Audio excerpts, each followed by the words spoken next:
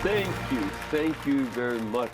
Welcome to EWTN Live. I'm Father Mitch Pacwa, and our guest tonight is a medical doctor and surgeon from Louisiana who learned the real meaning of the phrase, "It is better to give than to receive," by providing for the health care needs of the poor and needy. For the last 19 years, he's partnered with other doctors, nurses, healthcare professionals to minister the love of God to people both here in the United States and in various locations in South America and Central America as well. He has this outreach he founded called New Orleans Medical Mission Services. And to tell us more about it, welcome a friend of mine, Dr. Dan Jacob. Dr. Hello. Dan, good to have you. Thank you for having me. We've known each other now for longer than you've been going there. Yes. Over 20 years. Yes. Because your wife was one of my students. And you would be in the classes too. I did order some of the classes. Yeah, right. And you know, it's so nice to see because these kids that you teach grow up so fast. But it was, when I taught at University of Dallas, we had an extension program in Bay St. Louis, and you all came from New Orleans to be in those classes, and that was a lot of fun. And now y'all have grandbabies, and We just had a new one on the 31st of October. there you go. Yeah, there's your Halloween treat. Yes. That's good. But one of the things that you've been doing since then, and I believe you were already talking about it back in those days, but is this medical mission in Central and South America. What got you motivated to do this? Oh, matter of fact, before we get to that, first of all, why did you even become a doctor? That's, I think itself. I can honestly say since I was a little kid, I never thought of being anything else. Is that right? Yeah. So, And you would sense that it's not just a career. There's something of a vocation element in being a doctor as well. absolutely.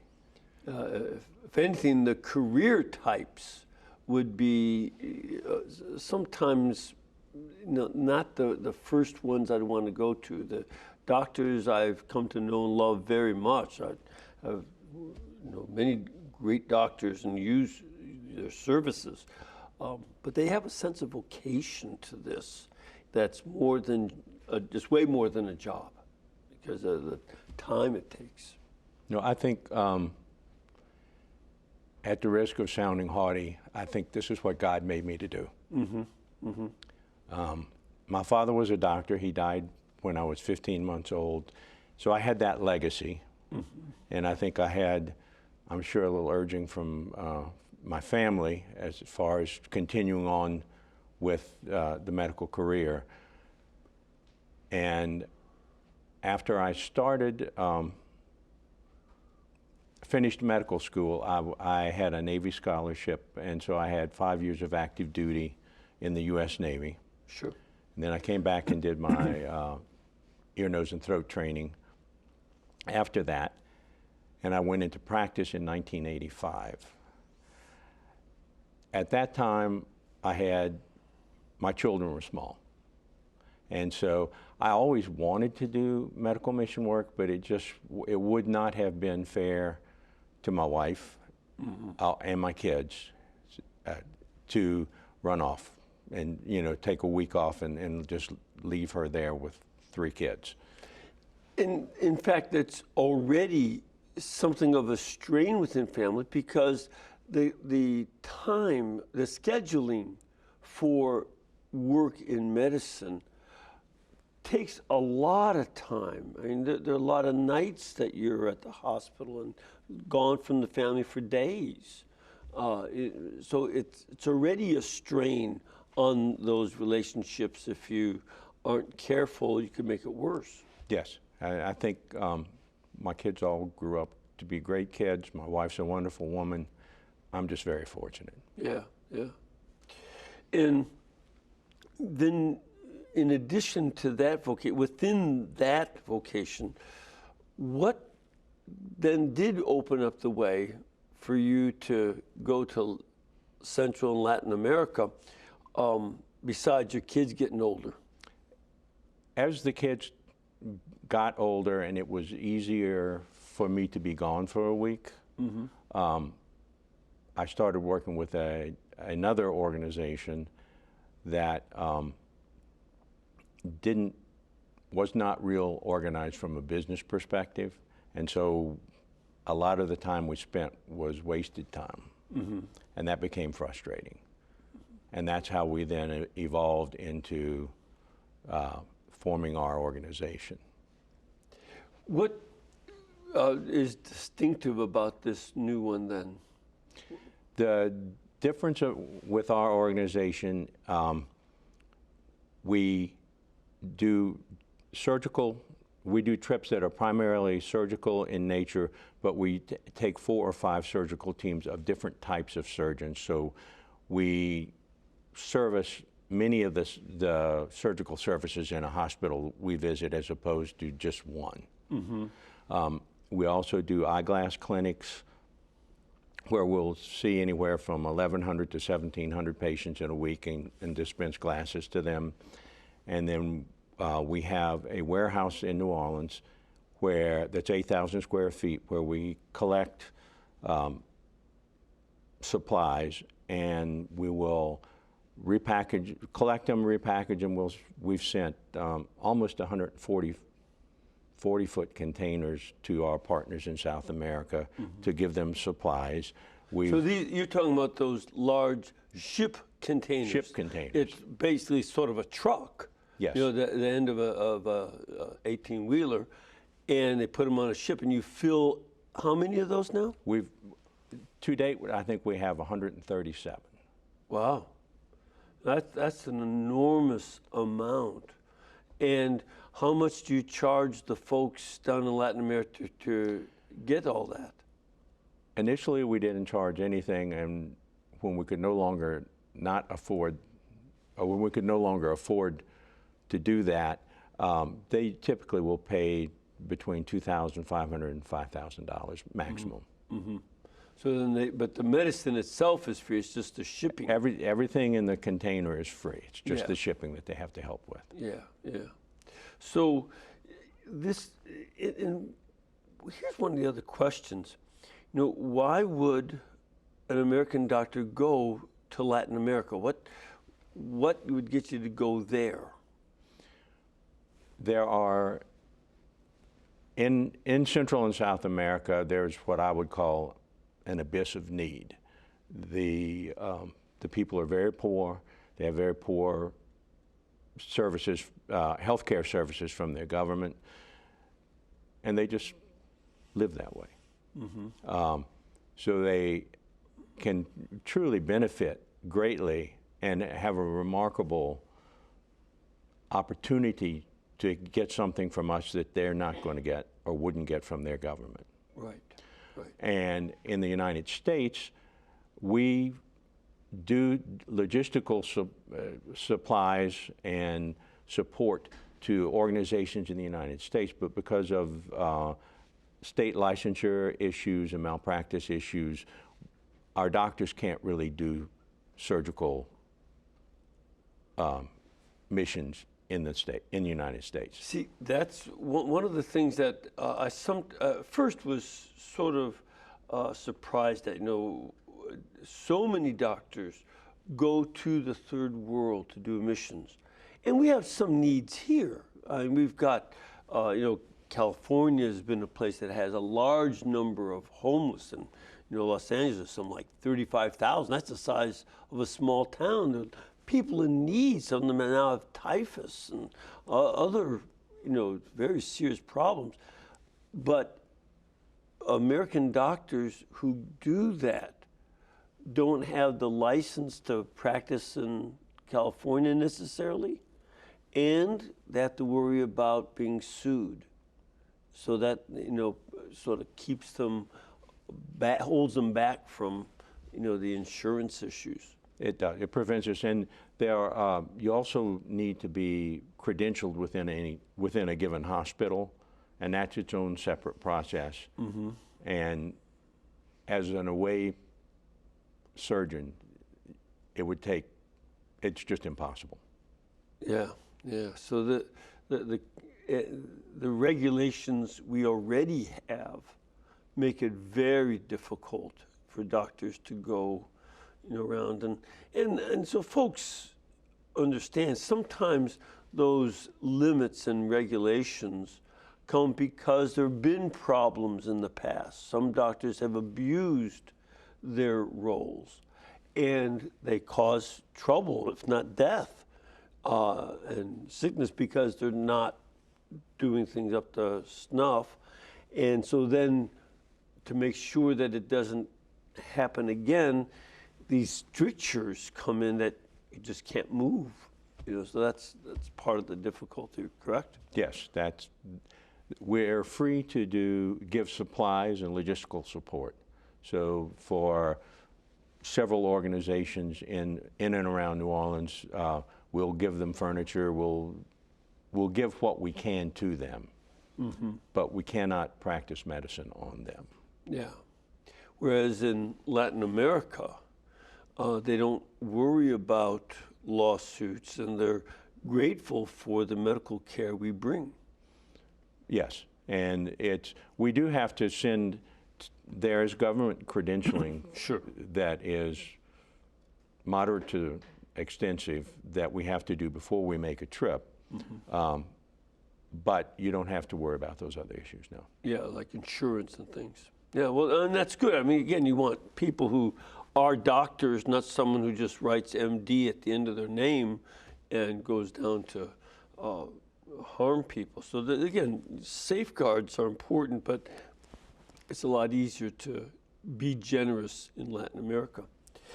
When you compare what we have here in medical care, because that's a lot of controversy and discussion about medical care, how does it compare from our system and the quality? I'm just talking about the medical, not the legal stuff, the medical care itself with what they have in Central America. They have very limited resources. By and large, the hospitals are not nice. They're certainly not up to American standards, most of them. Some of the newer hospitals are.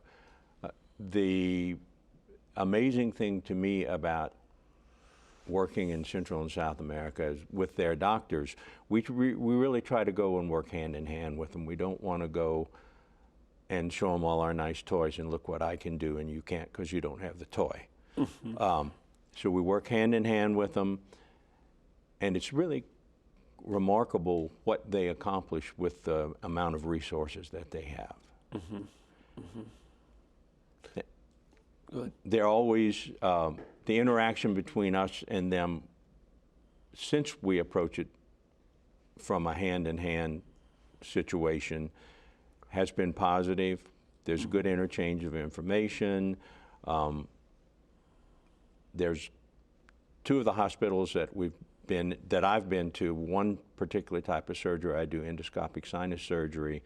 I was the first one that did any of those cases there.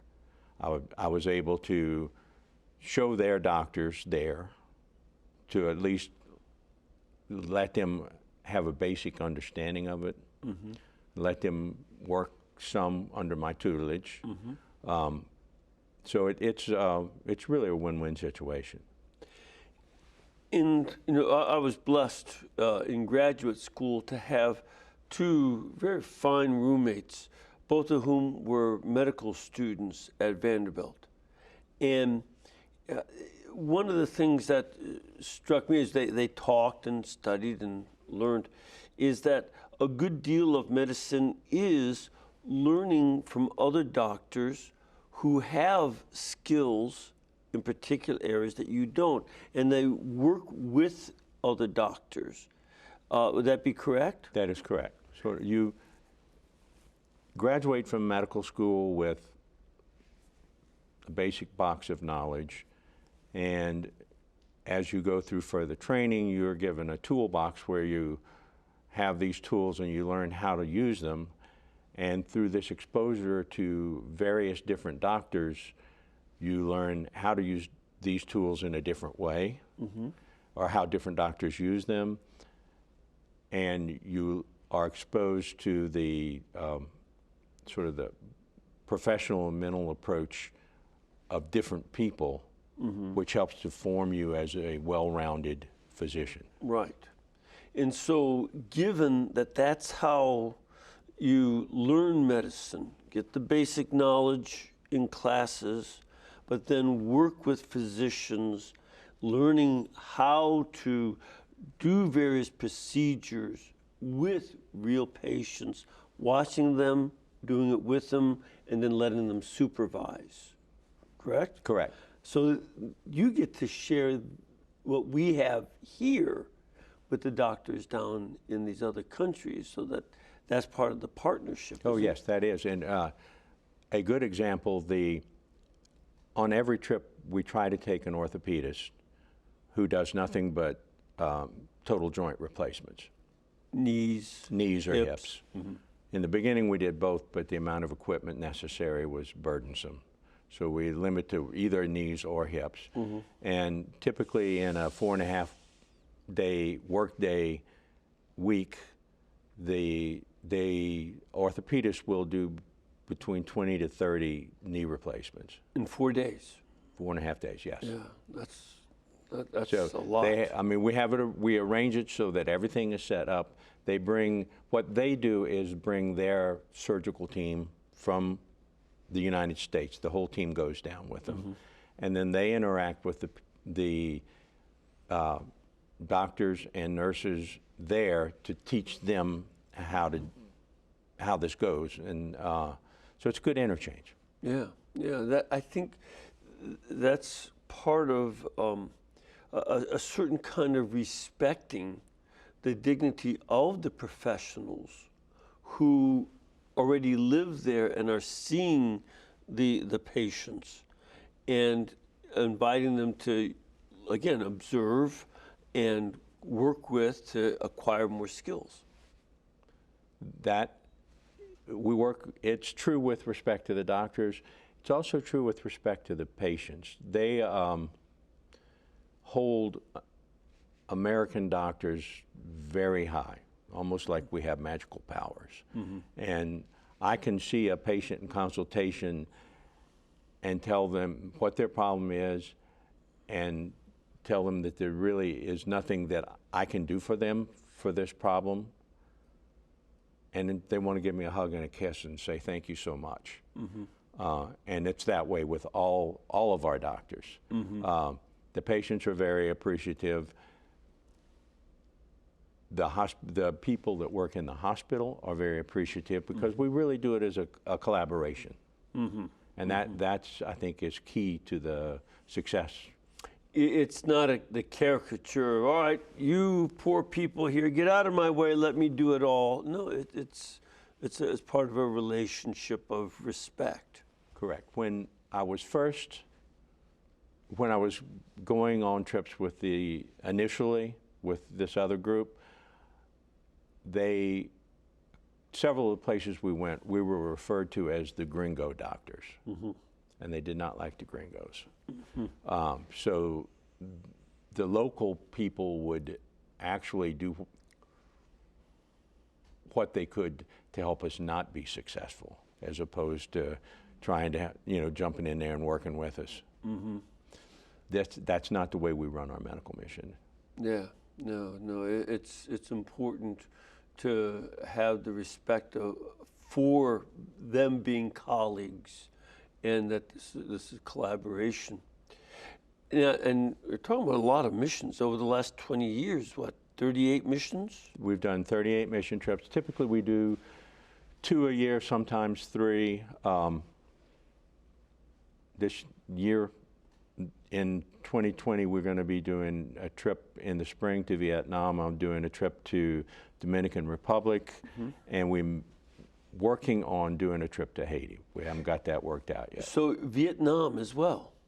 This is our biggest reach. This is the first try. That's far. That's far. Are there members of the medical mission, New Orleans Medical Mission, who are Vietnamese themselves? We have some people that are Vietnamese. As we've had a nurse anesthetist, some of the nurses. We have not had a Vietnamese physician, but this trip is being what came about through a Vietnamese physician seeking us. See, that's, you and I are the same age, and, when we were young men, a lot of our friends and relatives were going to Vietnam because of the war. And this is, we've got a much better relation. We have got a really developing good relationship with Vietnam. And this sounds like it's a really better alternative to what we did in the 60s and 70s in Vietnam. Yeah. Now, given the number of trips that you've done, and what are the typical kind of problems and disorders and maladies that people have? What are you running across among the people? You're talking about medically for the medically. patients, okay? Obviously, for the orthopedists, they have horrible arthritis and just beat up bodies from the hard life they live. Yeah. I see a lot of thyroid problems, a lot of sinus problems. There's plenty of GYN problems to go around, plenty of general surgery problems to go around. It's just, most of them have issues that just don't get dealt with. You can sort of live with a bad gallbladder if it doesn't kill you, and you just live miserably with a bad gallbladder. And so our surgeons can go down and work with their surgeons, and we can take care of not all the bad gallbladders, but we can take care of a sizable number and do other. We just give them something that they're not going to get, or they're not going to get in 5 to 10 years. And a lot of these diseases are exacerbated by the fact that drinking water is of a very poor quality. There's oftentimes not, water filtration plants. So they're drinking water that's not healthy at all, if not downright unhealthy. Food is also not as nutritious, as we have high starch diets, right? Correct. And not nearly enough protein, probably not enough vegetables, not enough vitamins in their diet. So that just makes it even more difficult for them, and whatever diseases they have are exacerbated by that, and sometimes they have diseases caused by the poverty of their diet.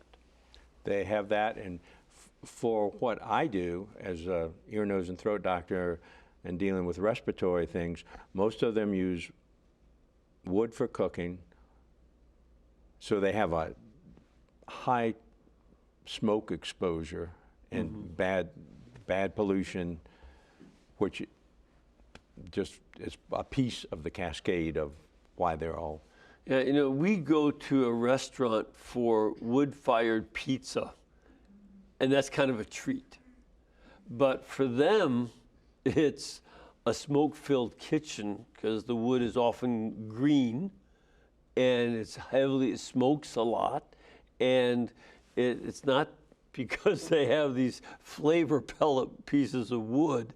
This is all they've got. Yeah. And it's harming their lungs. A lot of smoking, I imagine. There is some smoking. Just the overall condition of life for the average person is abysmal. It's just, Yeah. we, as an American, you would, it would be intolerable for you. It's almost unimaginable. Yeah. And this is the way they live every day. Yeah. And for a lot of generations, it's something that, I've been down to Latin America to work, in Peru, and I've visited other places sometimes associated with, always associated with work down there.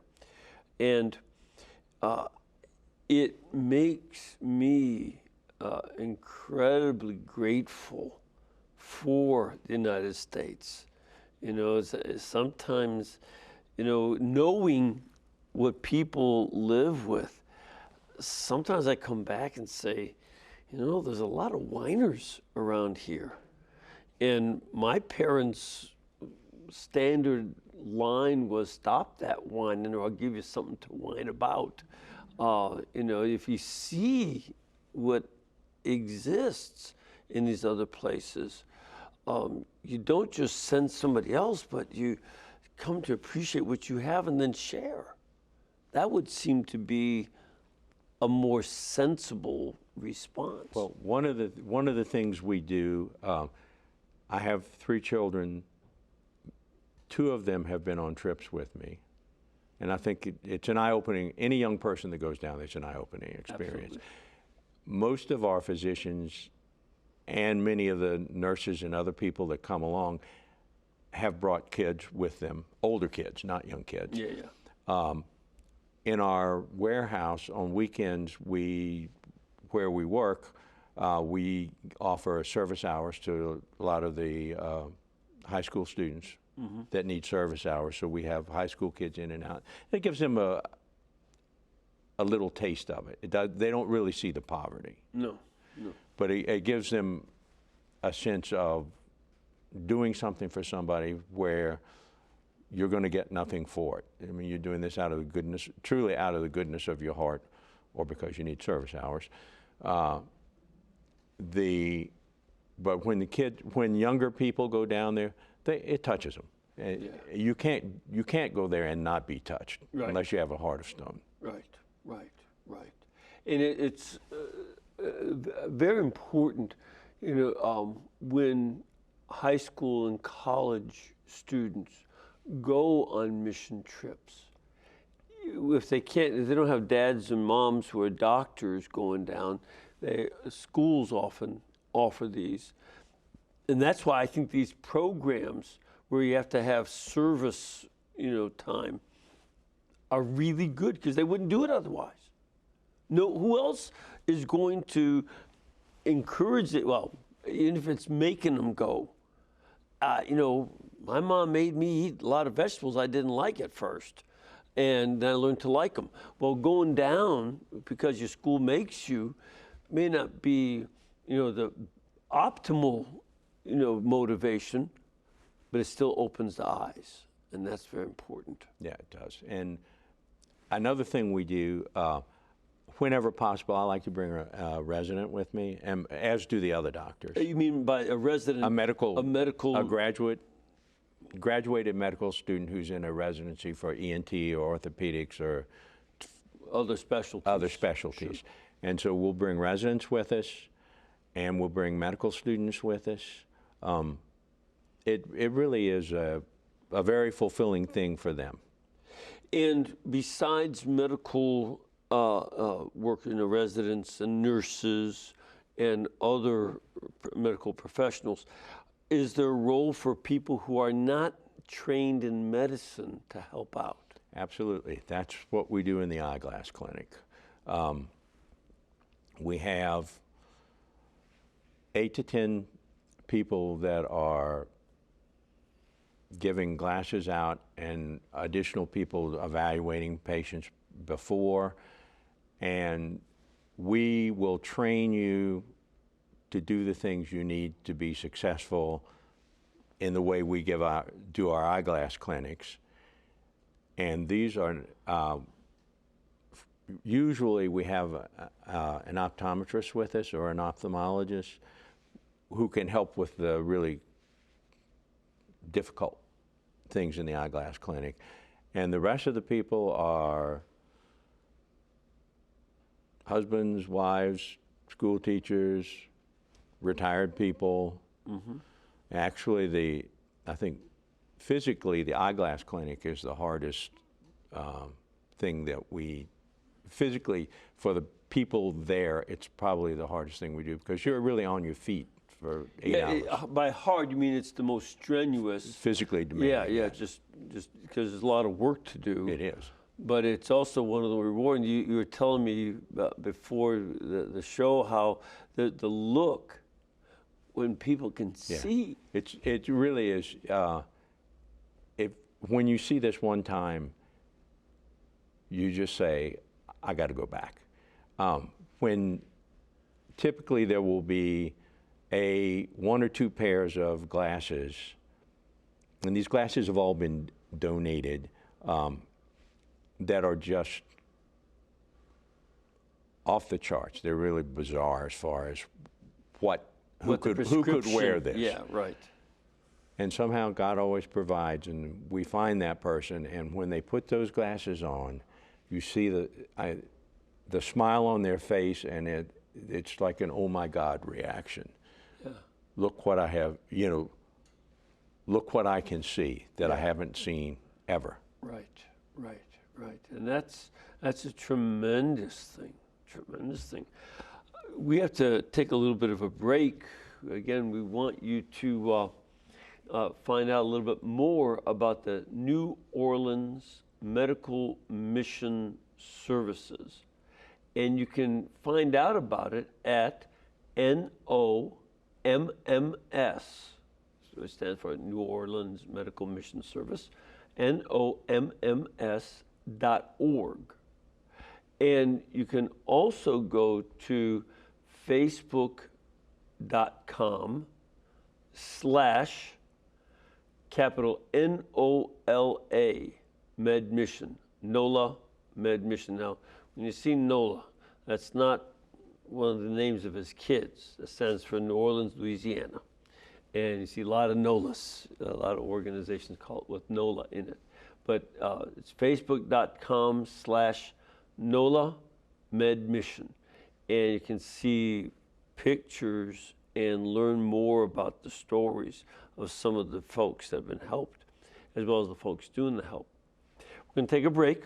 We'll be back in a couple of minutes. We'll see if we can get some questions and talk more with Dr. Dan Jacobs.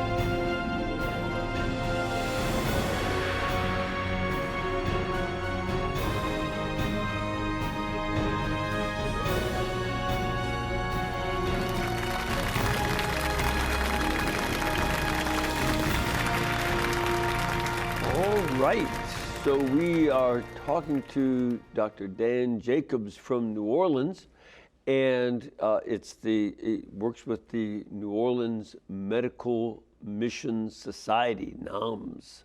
And you ready for a few questions? I'm ready, Father. Well, let's get you up. We'll start off with this young lady. Ma'am, where are you from?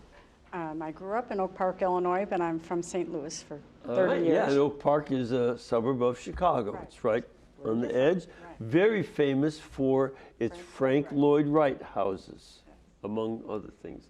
So what can we do for you today? If you decide to volunteer, is it a minimum time, like you go for 2 weeks, or is it 3 weeks, or what's your time commitment and the cost to the volunteer?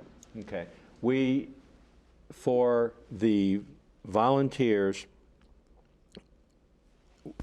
you have, we set a mission price. Typically, it's around $800, and that generally is for a mission trip that leaves on a Saturday and comes home the following Saturday or Sunday. For that, we provide airfare, room and board, and work. Yeah, so, and that's really not particularly expensive. No, to and go now to another country for a week.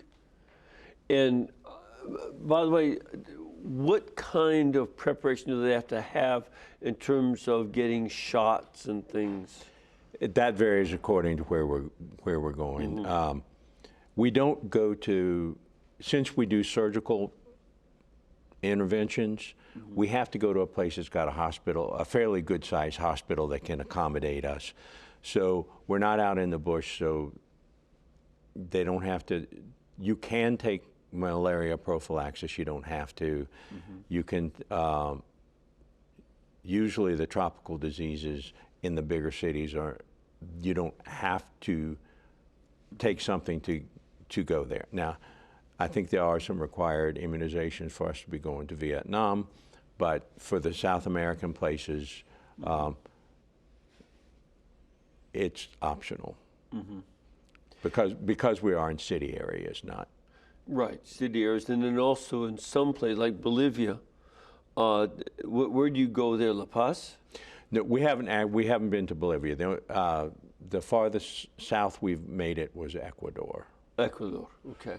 And Ecuador itself is environmentally diverse, so there are areas that are mountainous, and there's no malaria up there, but other places are jungle, and you have to watch for malaria in those places. So you have to do both. Be alert to where you're going and what's necessary. But if you're in the big cities, it's not that big a concern, right? Correct. Okay, yeah. And also, along that line, just a question I had, if somebody went on a trip and decided to stay longer, could they do that? Yes. On their own? We will have people that will go and either go early and meet us or extend beyond the trip. We just need to know up front who's making those plans. Right. You don't just make that on the spur of the moment because of air travel. Right. Arranging group tickets is a challenge in and of its own right. Yes. And to further answer your question, our physicians pay considerably more. We pay like $2,500 to go on a trip. The Vietnam trip is going to cost everybody a little bit more because it's a lot. The travel expenses are way higher. Sure. Well, it's a lot farther. That's what, about over a 20-hour ride on the plane, so it's a long trip. But it's important, and if you do go and you've never been to another, some of these countries, some of them would be also worthy of a visit just to see a little bit more than the hospital, because they're such interesting countries to begin with. All of them have beautiful and interesting things in different places. Right. We basically go to the hospital and work. If sometimes the travel arrangements are such that we can't come home on Saturday, we have to come back the next Sunday. That Saturday we'll take the people, the participants of the mission, we'll go do some fun and nice things. Sure, yeah. There's a great natural beauty and such in these different countries as well. Ma'am, where are you from? St. Louis, Missouri. St. Louis, good to have you. And your question? So thank you for what you do. My question was, Dr. Jacob, what kind of follow-up, you bring your team and the physicians, everybody there, is the local team able to manage everything once you leave? All the patient's care and follow-up and your surgical intervention, your plan of care? The whole point of us working with their physicians there, Just to explain the process to you, their physician will prepare for us a list of consults to see, to determine whether or not they need our surgical help. We arrive on Saturday, usually late in the evening. We get up on Sunday. We will attend Mass at a local church, and then we go to the hospital. And the different teams go do different things. The operating teams, the nurses will go segregate out the supplies and get the OR set up so that we can work on Monday. The doctors will go off with their counterparts to the clinic, and we'll see the patients they have had come in for us to see to determine whether or not that they need surgery. And so these are their patients. We're there helping them. We work with them for the surgery, and then they take care of the patients afterwards. So there is a continuity of care there. Mm-hmm. And that's very important in medicine, because it's not that you can just sort of, do a surgery and then go. I mean, there's lots of follow-up that, depending on the surgery, there are various kinds of follow-up to make sure the stitches are removed properly, et cetera. So and you can't necessarily be there for that other kind of work. Well, this is kind of where the term gringo surgeon evolved from. Mm-hmm. The gringos would come down and do their work and leave, and not necessarily have made appropriate follow-up arrangements. And so it really needs to be a flow in a system.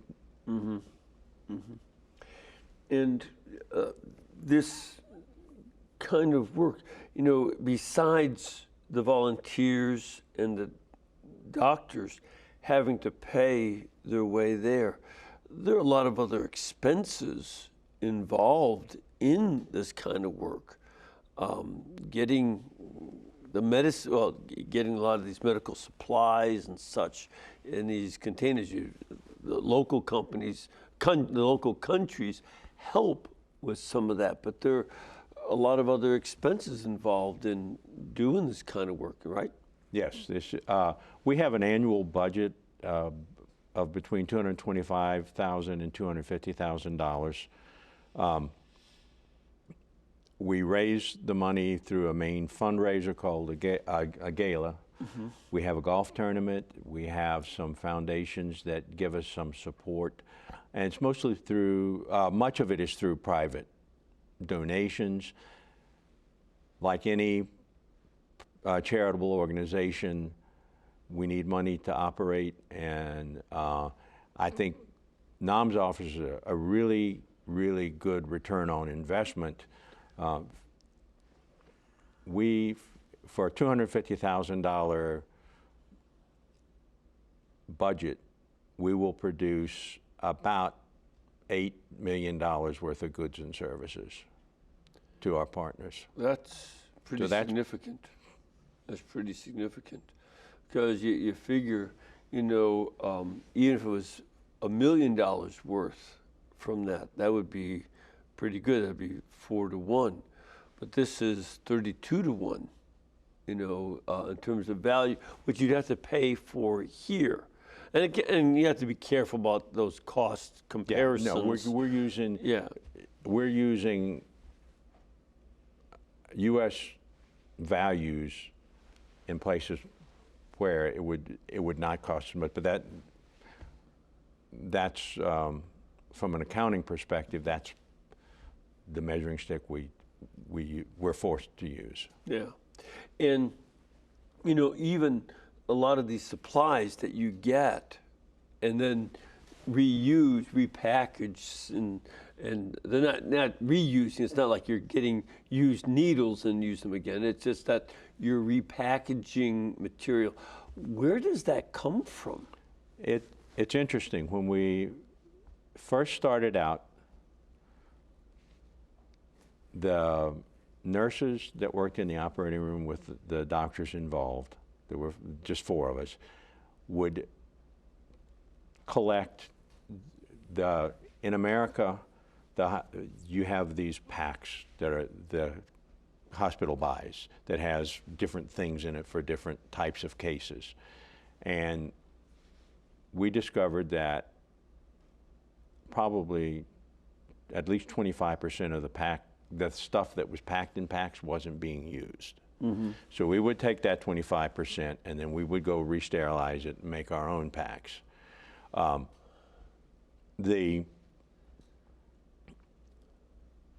That then evolved to word going out that we would take things from people.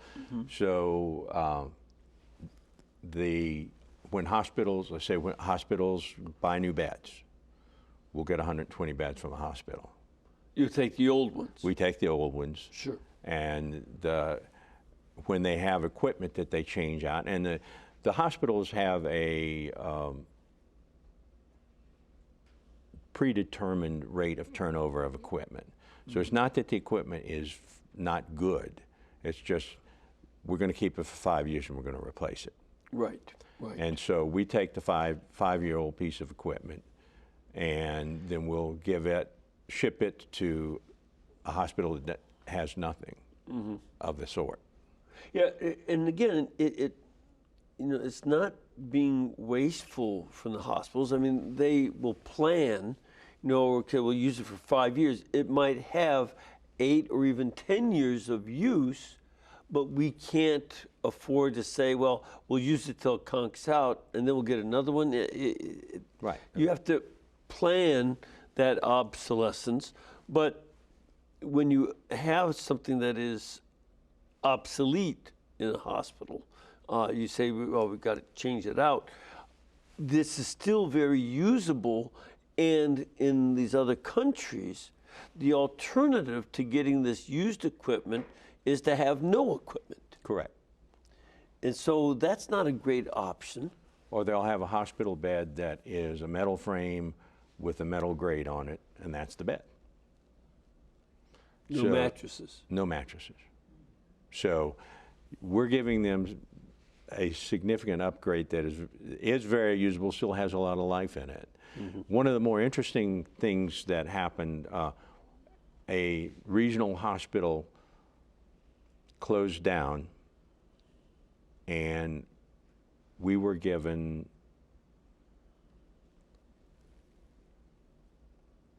like 100 pallets of food. Now, we're a medical mission, but we said, yes, we'll take it. And we ended up passing that on to second harvesters. So we'll,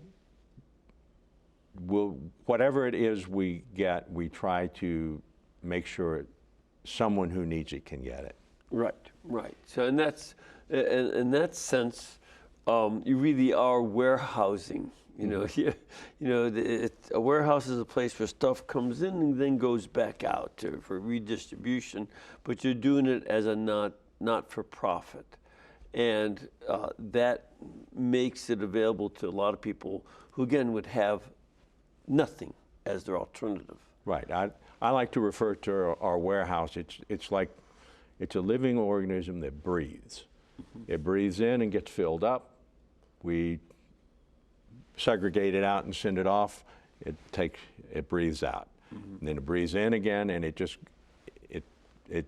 ebb and flow. It never stays empty very long. Yeah, and this is, some of this material is not only sent to these other countries. I mean, some of the material, even though it's not possible to do medical service in the United States, for the most part, you can distribute this equipment and these supplies to needy areas in the United States. Yes, when we can, and when we have supplies that can be used, we try to get them to the people that need them. Even the medical things, when they're out of date and can't be used on people, They still can be used. The vet schools can use them. There's different organizations, SPCA and type, that can use some of those supplies. So we give them what they need, as Nice. we have that they need.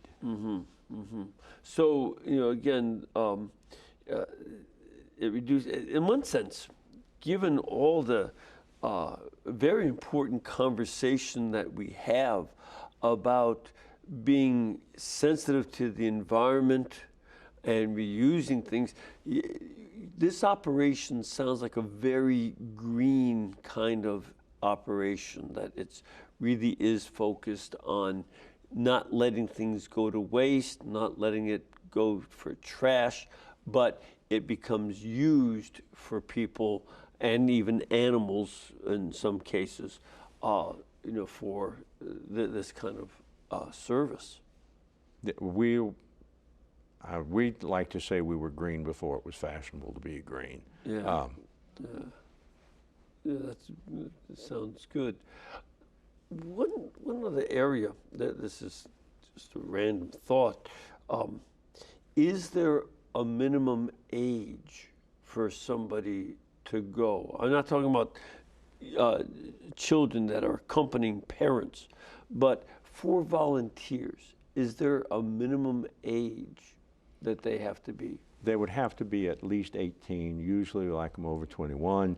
When you're a parent with a kid, we don't take 10-year-old children with us. They need to be an older teenager to go with us.